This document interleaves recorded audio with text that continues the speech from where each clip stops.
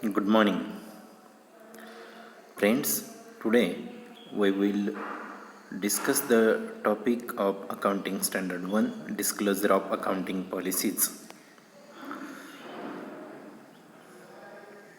We see first what is meant by accounting policies. Accounting policies are the specific accounting principles and the methods of the applying those principles adopted by the enterprises in the preparation and presentation of the financial statements. At the time of preparation of financial statement, that's called balance sheet and profit and loss account, there are the several areas where more than one method accounting treatment could be given. There are some notes are here created for the disclosure of accounting policies, and it is the explanation of the management about the items in the financial statement. The management gives more explanation and information about the items in the profit and loss account and balance sheet. Notes to accounts are the integral part of the financial statement. First note is the method of depreciation. Depreciation can be calculated either by the straight line method or written down value method. Second note is treatment of the expenditure during the construction. It can be written up or the capitalized or deferred. Third note is conversion of the or translation of the foreign currency item. Foreign currency item can be covered by the adopting average rate method or TT buying rates method. Next note is the valuation of inventories. Inventories may be valued by the different method such as FIFO weighted average and standard cost or retail methods. Next is the valuation of investment. Valuation of investment can be done depending on the classification on the investment. Investment is classified as a long-term investment and current investment. Cost of investment comprise the purchase price and the acquisition charges such as brokerage, fees, duties, etc. Firstly, we discuss the current investment. Current investment means carrying amount of the each current investment is the lower of the cost and realizable value. Then long-term investment. Long-term investment is usually carried valued at cost. Then investment properties. The cost of shares held in cooperative society is added to the cost of investment properties if the shares in such a societies are necessary to acquire the investment properties. An enterprise which hold the investment properties should account for them as a long-term investment.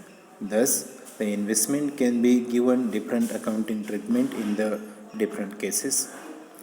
Then, treatment of the retirement benefit. There are the several accounting treatments to be given to the retirement benefits to the employees. It depends on the several labor laws and retirement benefit plans adopted by the enterprises. Then valuation of the fixed assets. Fixed assets can be shown in the financial statement either at historical cost or revalued price. Moreover, the type of fixed assets also matters in the valuation of methods. Examples of the fixed assets are the land, freehold building, leasehold building, plant and machinery, furniture and fittings, etc.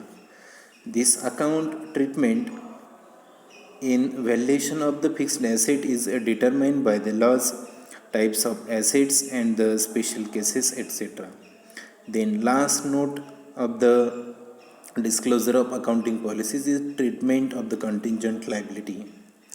Here also an enterprises can follow different accounting treatment in the recognition and disclosure of the contingent liability.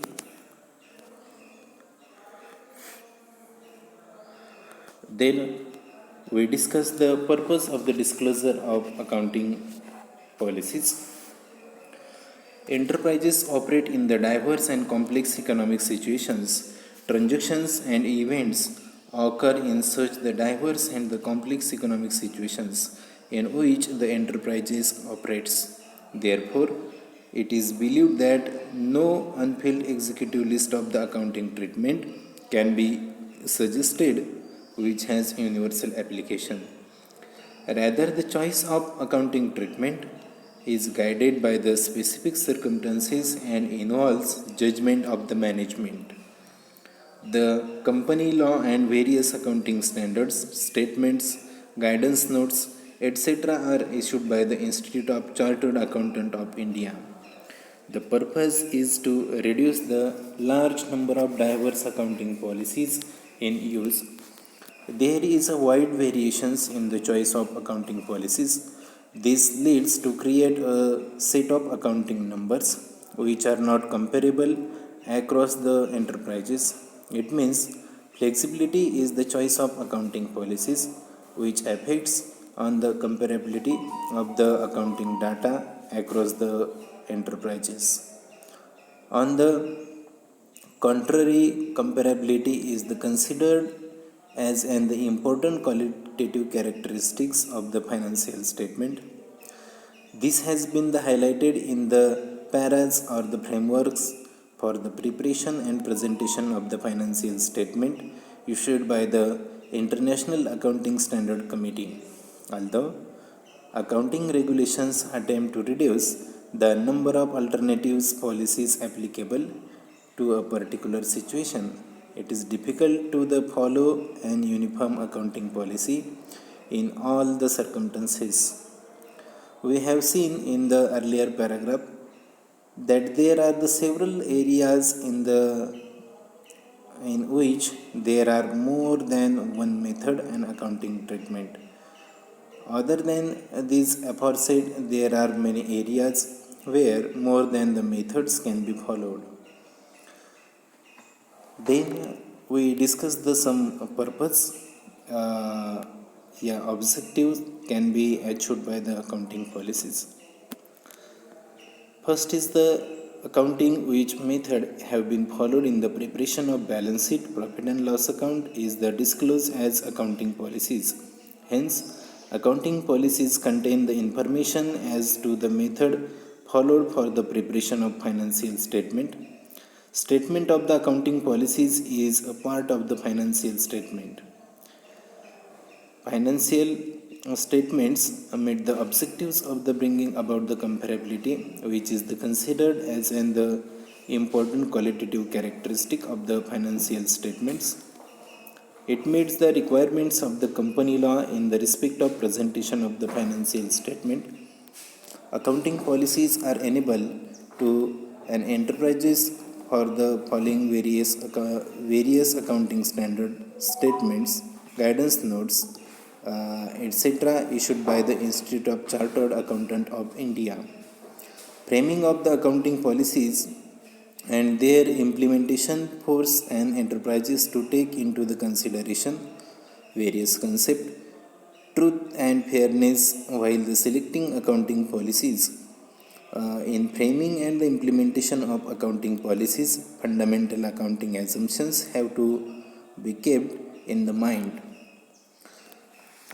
Then we discuss some different accounting policies such as inventory valuation policies, cash flow statement policies, depreciation policies, policy regarding to the construction contracts, revenue recognition policies, fixed asset accounting policies, accounting for the investment policies, employee benefit policies, segment reporting policies, lease accounting policies, earning per share policy, policy on accounting for the taxes on income, interim financial reporting policies, accounting of the intangible assets policy, policies on provision, contingent liabilities and contingent assets.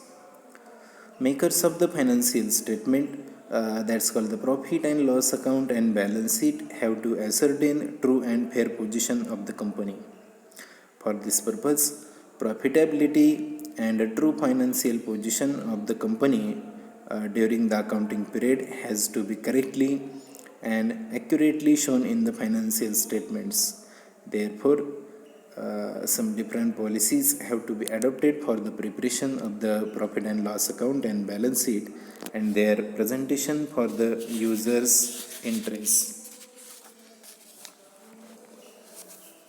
Then we discuss some areas of policies.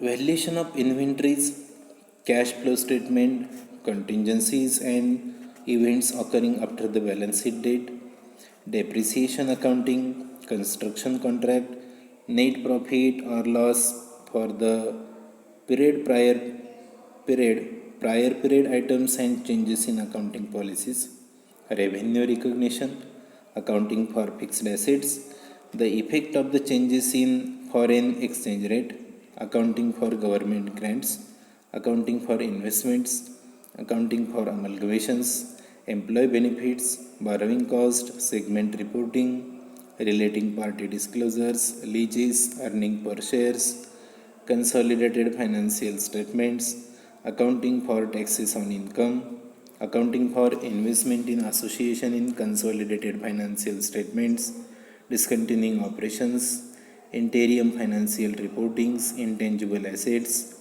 financial reporting of the entries in joint ventures, impairment of the assets, provisions, contingent liabilities, and contingent assets. All are required in the accounting standards 1. All significant accounting policies adopted by the enterprises should be disclosed. Such disclosure should be from the part of the financial statement and should be one place. Then we discuss the disclosure of policies.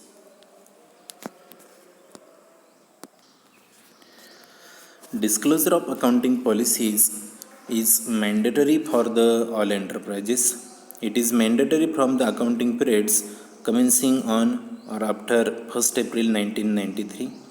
It is required that all significant accounting policies followed in the preparation of the financial statements should be disclosed for the better and proper understanding of the financial statement, because items in the profit and loss account and assets and liabilities are significantly affected by the accounting policies, which should be disclosed at the one place, as it would be helpful to the users of the financial statement. Certain disclosure norms have been prescribed in the Part 1st and Part 2nd of the Schedule 6 to the Companies Act 2013, which are considered as minimum disclosure norms. While preparing the financial statements, such as minimum disclosure norms out to the fulfill. Further additional requirements are suggested by the accounting standards issued by ICAI, means Indian Institute of Chartered Account. Such disclosure norms should be followed for the improving the transparency of the published account. It may be noted here that there is a difference between disclosure of the significant accounting policies and disclosure of the specific accounting transactions and events. Significant accounting policies are addressed to the basic principles and methods adopted for the accounting of the particular class of the transactions, whereas specific disclosure of the accounting transactions events may be necessary because of the uniqueness and materiality, although it falls within a particular class of the transaction and against which a basic accounting policies has been adopted. Significant accounting policy along with the specific disclosure makes as a particular accounting treatment understandable to the user's account.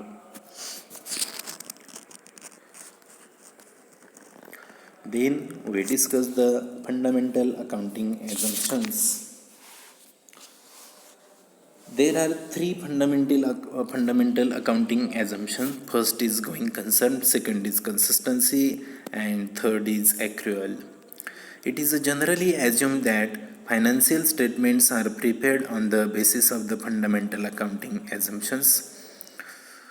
In the paragraph of the 27 of Accounting Standard 1, which is issued by ICAI, requires that the fundamental accounting assumptions are followed for the preparation and presentation of the financial statements.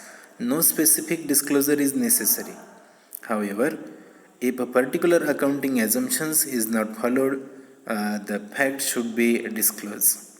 We discuss the first assumption, going concern. An entity is considered as a going concern if it is able to continue operations in the foreseeable future. Foreseeable means the coming 1 or 2 years. It means it is no intention of the discontinuing of the business. It has no necessity of the liquidation of the organization or discontinuation of the major operations of the business. Second, consistency. Accounting policies are the consistently followed over the accounting period. That's called from the one period to another period. Then third, accrual. It means that the financial statement is prepared on the mercantile system only. Revenue and cost are recognized as and when they are earned or incurred and recorded in the financial statements of the period to which they relate. Section of the 128 of the Companies Act 2013 also required the presence of the accrual basis accounting in the preparation and presentation of the financial statement. It is one of the preconditions of the truth and the fairness of the such statement. Thus, there is no option available to the corporate management to financial account finalize on the cash basis. As per Accounting Standard 1, other accounting assumptions like the business entity, money measurement, matching are not fundamental accounting assumptions. Here we discuss considerations in the selection of accounting policies.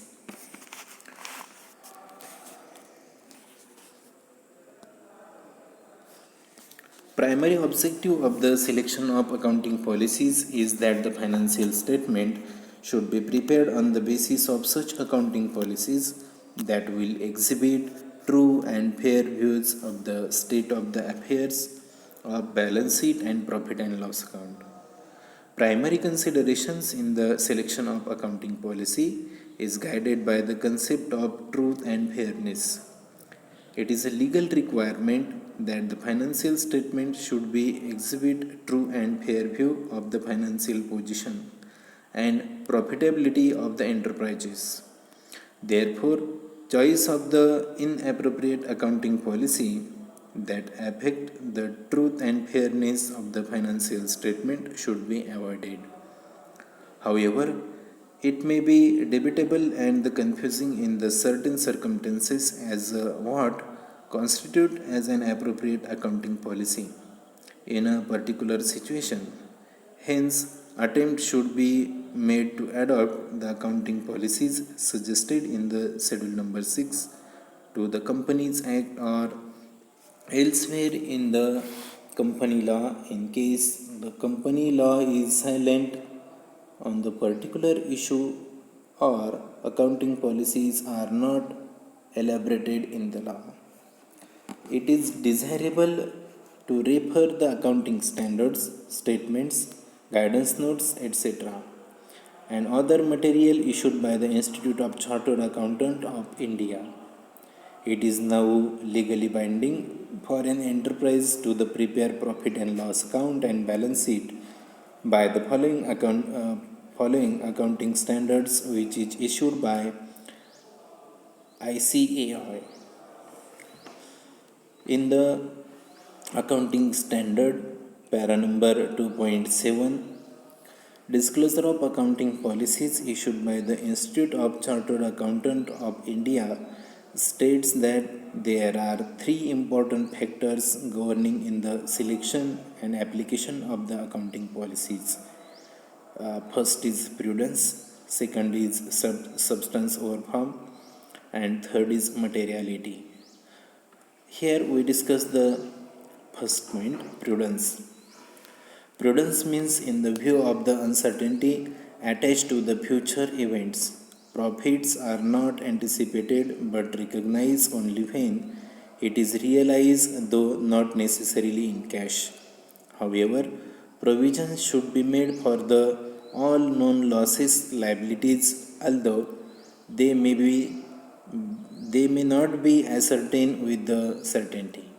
This factor says anticipate liability or the loss, but do not anticipate profit. Provisions mean the estimation of the anticipated loss. As stated above, the maker of financial statement is normally confirmed with the uncertainties at the time of preparation of the financial statement. He may face uncertainties regarding the collectability of the accounts receivable, number of warranty claims which may occur. Prudence demands that the makers of the financial statement has to make estimate under the conditions of the uncertainty. Then second, substance over form. In the choice of the accounting policy, it is necessary to look in the substance of the transactions. The maker of the accounts should not be guided merely by the legal form of the transaction. For instance, in the finance lease transaction, the lessor in the substance is funding the transactions, whereas the risk and reward incidence attached to the ownership of an asset is passed to the lease. Hence, it is considered whether asset taken of the finance lease should be shown as fixed asset in the lessee books and receivable in the lessor's books. To simplify it, the transaction should be accounted for the accordance with the actual happening and economic reliability of the transactions, and not by its legal form. For example, in the case of the hire purchase, if the assets are purchased by the hire purchaser, on the hire purchase, the assets are shown in the books of the hire purchaser, although the fact is the hire purchaser is not legal owner of the assets purchased. In respect of the hire purchase, the purchaser in fact becomes the owner only on the payment of the last installment. Hence, the legal form of the transaction is ignored and the transactions is accounted as per the substance. Then, last consideration is materiality. Materiality means selection and application of the accounting policy, which is important in the materiality, and it is also guided by the materiality of the accounting element. Materiality suggests the relative importance of the particular accounting elements in relation of the major accounting elements like assets, liabilities, incomes, expenses, and profit or losses. In the case of accounting items of the significant value, deviation is often found from the generally accepted accounting policies. Such deviation is accepted as a normal deviation, or it is within the materiality has been established for the purpose. Only in the certain exceptional cases, certain disclosures have indicated the materiality limit in the part 1st and 2nd of the Schedule 3rd of the Companies Act 2013, which has now become Schedule 3rd in the Companies Act 2013.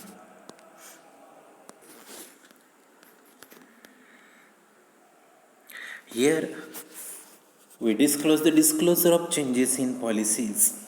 A change in the accounting policy may be necessary for the making in the accounting data more reliable and relevant. Consistency is the fundamental accounting assumptions. It requires the accounting policies should be followed from the one period to another period. This, however, does not mean that the accounting policies, once adopted, cannot be changed to maintain the comparability quality of the accounting data. In fact, change in the accounting policy may be necessary to make the accounting data more reliable and relevant. A change in accounting policies should be made on the some conditions. First is adoption of the different accounting policies is required by the statute or for the compliance within the accounting standard. And second, it is considered that the change would result in more appropriate presentation of the financial statements. In case there is any change in accounting policies in the preparation of financial statement from the one period to subsequent period and it affect the states of the affairs of balance sheet and profit and loss account of the current period or the financial statement of the later period, then this kind of the change must be disclosed in the financial statement. The amount by which the financial statement is affected should be disclosed to the extent ascertainable. Para number 26 of the Accounting Standard 1 suggests that where such amount is not ascertainable wholly or in part, the fact should be indicated. In summary, it may be stated that it is necessary to disclose the changes in accounting policies if it is the material and its financial effects should be quantified. Disclosure is necessary although the changes in accounting policy does not have financial effect in the current year but which may have a material of the financial effect in the future period.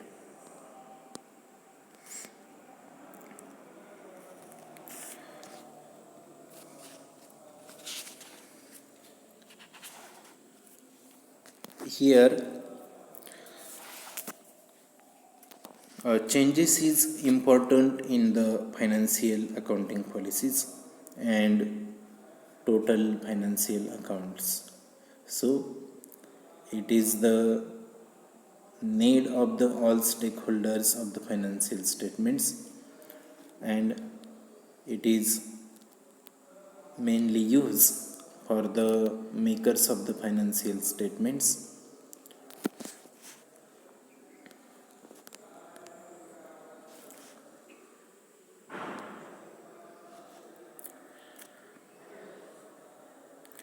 Here we discuss the accounting standard number 1, disclosure of accounting policies, meaning of accounting policies, notes of the accounting policies in the disclosure of accounting policy.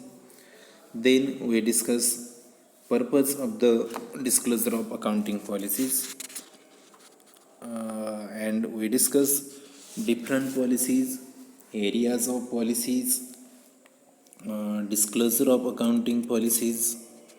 Then we discuss the fundamental accounting assumptions such as going concern, consistency, accrual. Then we discuss the considerations in the selection of accounting policies such as prudence, substance over form, materiality, and lastly we discuss the disclosures of changes in accounting policies.